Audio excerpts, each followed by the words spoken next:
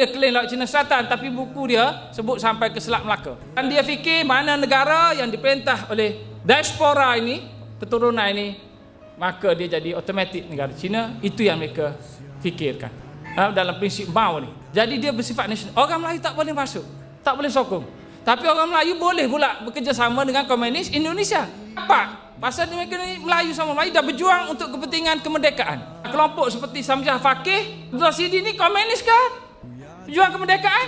Dia berjuang merdeka betul. Platform dia bagi saya tak betul. Kerana dia telah masuk satu platform boleh digunakan oleh komunis untuk tunjuk bahawa komunis juga pada hari ini tunjuk dia juga berjuang untuk kelompok tersebut. Mereka ni jadi alat. Memang mereka berjuang merdeka, tapi platform mereka komunis. Mereka tetap jadi komunis dari segi politiknya. Dari segi ideologi kita tak tahu.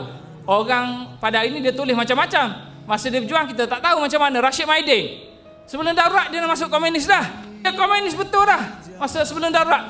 Samsiah ni masuk selepas darurat, takut kena tangkap. Rashid Maidin ni masuk juang komunis sebelum darurat. Indra ni dalam PKM, bukan regimen ke-10.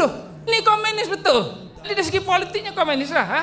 Tapi yang ramai-ramai yang saya kata mereka ni dalam jumlah KMM ni, keahlian dia, jumlah dia katakan tercapai sampai 100,000 orang jumlah ahli dia, ramai. Bila istiar darurat, pergi Indonesia ni berapa puluh orang, yang masuk hutan ini dalam 300 hingga 1,000 orang, lebihnya pergi ke mana?